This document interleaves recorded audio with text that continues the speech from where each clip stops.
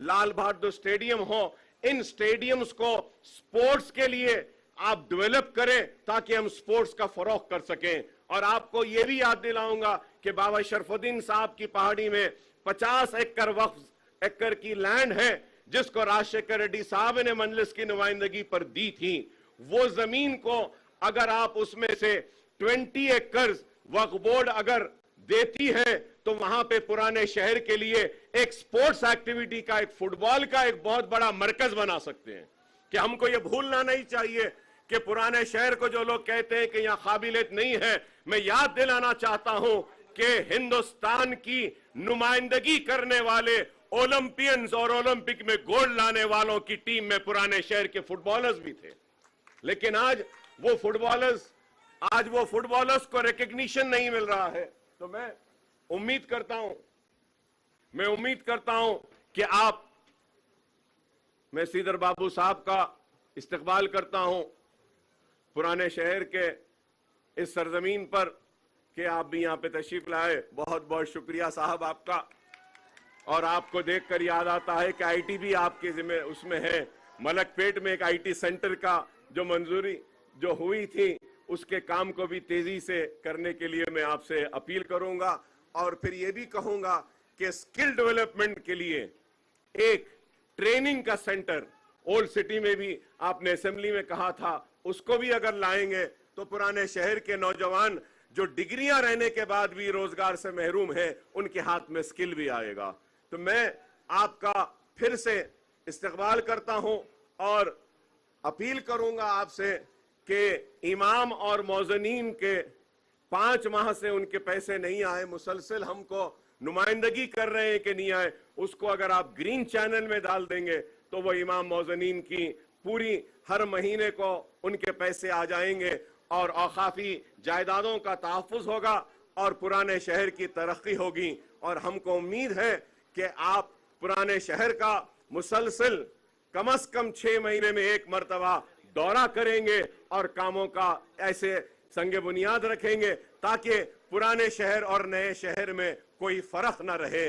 पुराना शहर एक खूबसूरत शहर है और यहाँ के लोग बड़े ही मोहब्बत करने वाले लोग हैं। मैं इसके साथ साथ एक बात ये कहूंगा, आपसे अपील करूंगा कि 20 करोड़ रुपया लाल दरवाजे की मंदिर के लिए मंजूर हुआ, जियो दिया गया, लेकिन आज तक भी वो लाल दरवाजे की मंदिर का काम नहीं हुआ है।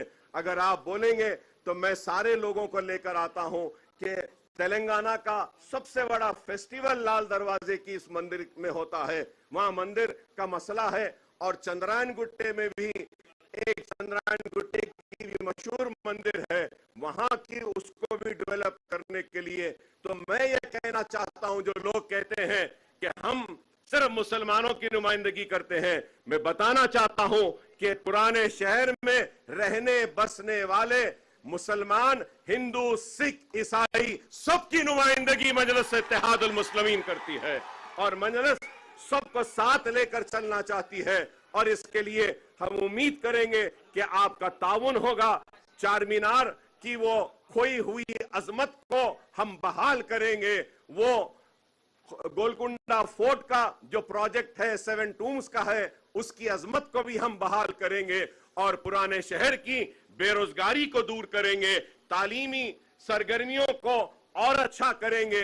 और यहां पर जो भी काम आपको ताउन होना है, हम मजलिस इत्तेहादुल मुस्लिमीन की जानिब से मेरे सदर मोहतरम की मौजूदगी में यह तयक़ुन देता हूं कि हमारा पूरा ताउन आपके साथ रहेगा और आपके साथ हम बाजू से बाजू मिलाकर खड़े रहेंगे पुराने शहर की तरक्की के लिए और तेलंगाना की खुशहाली के लिए। मैं फिर से आपका शुक्रिया अदा करता हूं और सारे मेहमान जो यहां पर आए हैं और ये अवाम भी जो आई है, इस अवाम का भी शुक्रिया अदा करता हूं कि आपकी दुआएं, आपका ताउन और आप लोगों का साथ ही है कि आज हम हैं और हमारे रहने की वजह आपका इत्तेहाद है। अपने इत्तेहाद को कायम रखिए और मुनज़्ज़म रहिए, मुत्तहिद रहिए और अपने पुराने शहर को आगे ले जाइए।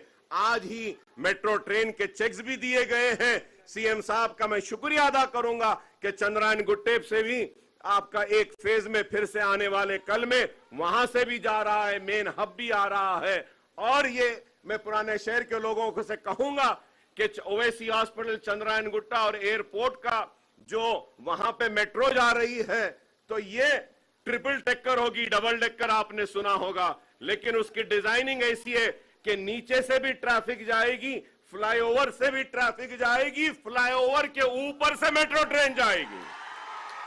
तो इसके लिए भी मैं शुक्रिया अदा करूंगा और कहूंगा कि काम होते रहे हैं, होते रहेंगे। आप मुनज़्ज़म रहिए, मुत्तहिद रहिए।